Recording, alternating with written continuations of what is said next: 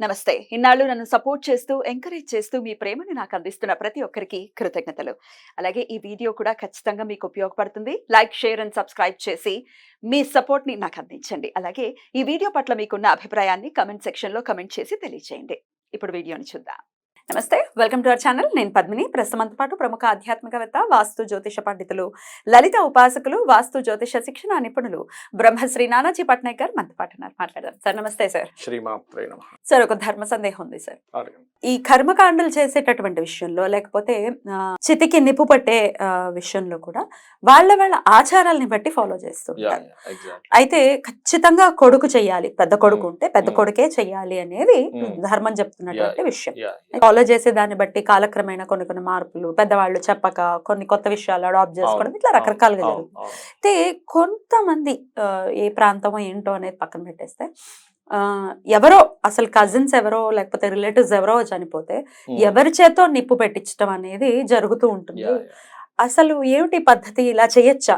ఇప్పుడు మీ నాన్నగారు చనిపోతే ఆ కొడుకే చెయ్యాలి కదా, ఎవరో చేసేస్తే మరి ఆత్మకి వచ్చేటటువంటి ఆ పరిస్థితి ఎలా ఉంటుంది? ఈ విషయాలు ఒకసారి చెప్పండి. మీరు చాలా మంచి ప్రశ్న వేశారు. ఎందుకంటే నాకు కూడా తెలిసి చాలా మంది అడుగుతుంటారు కదా. మేము జరుగుతుంటాయి.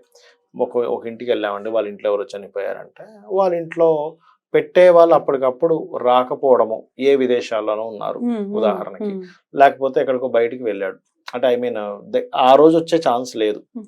అప్పుడు ఇంకెవరు ఆప్షన్ చూసుకుంటే రిలేషన్స్ మీరు పెట్టగలరా అని చెప్పని వాళ్ళతో పెట్టించడము చేస్తున్నారు. మరి మేము పెట్టాము తెలియక, మరి మాకు అదేమైనా ప్రాబ్లమా? ఎందుకంటే ఇలా ఎవరైతే చితిని చేస్తారో వీళ్ళకి మళ్ళీ ఇది ఉంటుంది కదా, కంటిన్యూ చేయాల్సి లేకపోతే అయినా ఉంటుంది కదా సార్. కర్తగా పెట్టుకుని దాన్ని ఒక మంత్రంతో అనుసంధానం చేసుకుని చేస్తారు కదా. అలా కాకుండా ఊరికే ఊరికే అంటే ఇన్ సెన్స్ ఇప్పుడు అవైలబిలిటీలో మీరు ఉన్నారు కదా, మీరు ఏమైనా చేయగలరా అని అడుగుతారు కదా. ఇలాంటి సందర్భాల్లో సిచ్యువేషన్స్ ఎట్లా ఉంటాయంటే, అది మంచా, అది మేము చేసాం మాకేమైనా ప్రాబ్లమా అని డౌట్ వస్తుంది చాలా మందికి. కానీ ఒకటి మాత్రం గుర్తుపెట్టుకోవాల్సిన విషయం ఏంటంటే, మనకి అగ్ని పురాణం కానీ కొన్ని పురాణాలు ఏం చెప్పాయంటే, ఇప్పుడు ఒక అనాథ శవం ఉందనుకోండి ఉదాహరణకి, అనాథ శవాన్ని మీరు తీసుకెళ్ళి కనుక దహన సంస్కారాలు మీరు కనుక చేయించగలిగితే 1000 అశ్వమేధ యాగాలు చేసిన ఫలితం వస్తుంది అని చెప్తుంది శాస్త్రం. అంటే అనాథ శవానికే మీకు అంత వచ్చింది అన్నప్పుడు అక్కడ పాసిబిలిటీ లేదు. మిమ్మల్ని రిక్వెస్ట్ చేశారు, మీరు వెళ్ళి అక్కడ చితిమంతా చేశారు, మీరు రిలేషన్ ఏదో సంథింగ్ అవుతారు, చెయ్యొచ్చు, తప్పేమీ కాదు, భయపడాల్సిన పని లేదు. ఎందుకంటే మనకి దేవతల యొక్క అనుగ్రహం ఎంత అవసరమో పితృదేవతల యొక్క అనుగ్రహం కూడా అంతే అవసరం. ఇక్కడ మీరు చేస్తుంది ఏమిటంటే ఆ సోల్కి ఒక మంచి గతిని కలిగిస్తున్నారు. సిస్టమేటిక్ అక్కడ మన సనాతన ధర్మంలో దానికంటే ఒక సిస్టమ్ ఉంది. శవానికి చేయట్లేదు, అక్కడ ఆ సోల్కి చేస్తున్నారు. వీళ్ళందరూ ఏమనుకుంటారంటే, ఏమండి ఒక మనిషి మరణించాడు, అది పాడైపోయింది ఆ శరీరం, దానికి చేయడం ఏంటనుకుంటారు. దానికి కాదు చేసేది, ఆత్మకి చేస్తారు. అతని యొక్క ఆత్మ ఉత్తమ గతులకు వెళ్ళాలి. ఉత్తమ గతులను చెందాలంటే ఏం చేయాలి? దానికి ఒక ప్రాసెస్ ఉంది. ఇది ఓన్లీ సనాతన ధర్మంలో మన దాంట్లో మాత్రమే ఉంటుంది, వేరే దాంట్లో ఉండదు. వెరీ క్లియర్గా మనకి ఆ 4 సినిమాలు చూపించినట్టుగా 11 రోజులు అక్కడే తిరుగుతుంటుంది ఆత్మ. తిరుగుతూ ఇంత అంగుష్ట మాత్రం మీద, మనకి ఇది గరుడ పురాణంలో ఉందమ్మా, ఇంత ఉన్నటువంటి ఆ సోల్ సైజు ఇంత అవుతుందట ఇవన్నీ అయ్యేసరికి. ఇవి కనుక ఎవరైతే చెయ్యలేదో అది పిశాచమే తిరుగుతూ ఉంటుంది పాపం. శాస్త్రంలో ఉంది, అది నేను చెప్తుంది కాదు. మీరు గరుడ పురాణం తీసి కనుక చదివితే అది పిశాచ జన్మనైతే అక్కడే తిరుగుతూ ఉంటుంది పాపం. దాని బాధ దాన్ని మళ్ళీ అది ఆ పిశాచ జన్మ కొంతకాలం ఉంటుంది, అది ఎప్పటికీ లైఫ్ లాంగ్ అలా ఏమి ఉండదు. దాని తర్వాత నార్మల్ ఇది అవుతుంది. మరి అదేదో పిశాచ జన్మ ఎత్తుతుంది కదండి, మనకేమిటి అనొచ్చు. మన సనాతన ధర్మంలో ఏంటంటే, మనం ఏదైతే వాళ్ళకి ఉత్తమ గతులను కలిగించామో వాళ్ళ యొక్క బ్లెస్సింగ్స్ ఈ యొక్క ఫ్యామిలీకి ఉంటుంది.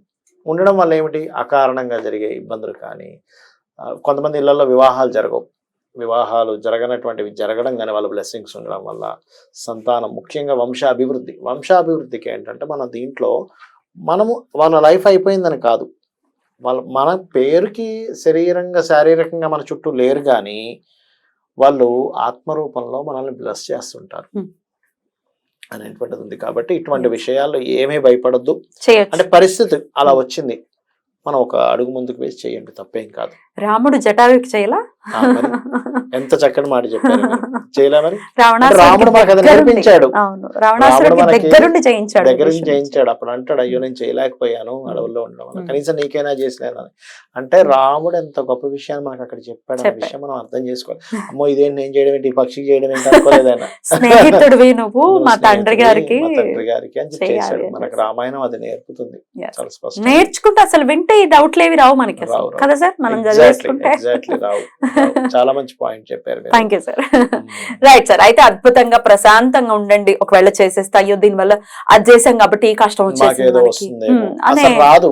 ఇక్కడ విషయం ఏంటంటే కష్టం రాదు, కష్టం పోతుంది. మనం ఏంటంటే మైండ్ లో మాటి మాటికి ఏం చేస్తామంటే అదేదో చేసి వచ్చేసాం. ఇంట్లో పెద్ద ఆయన ఎవరో ఎక్కడికో వెళ్ళాడు, అక్కడ సిచ్యువేషన్స్ బట్టి ఆయన చేసి ఇంటికి వచ్చాడు. ఇంట్లో వాళ్ళందరూ కాల్ చేస్తారు, నువ్వు ఎట్లా పెడతావు, నువ్వు వద్దనాలి కదా అని. నాకు తెలిసిన ఒక విషయంలో జరిగింది. ఆయన ఏమన్నాడంట, ఇంటికి వచ్చిన తర్వాత నాకేమీ అర్థం కాలేదు, వాళ్ళు చేయమన్నారు నేను చేశాను, నేను వద్దనడానికి నా మాట రాలేదు, నా బుద్ధి ఏం పని చేయలేదు, చేసి వచ్చేసాను అన్నాడు. రుణం ఉంది, అదే నేను చెప్పబోతున్నా. అప్పుడు నేను ఏమన్నానంటే లేదండి, మీకు రుణం ఉంది. అది ఒకరికొకరు చేయడం అంటే దట్ ఈస్ కంప్లీట్ పెద్ద రుణం ఉంది.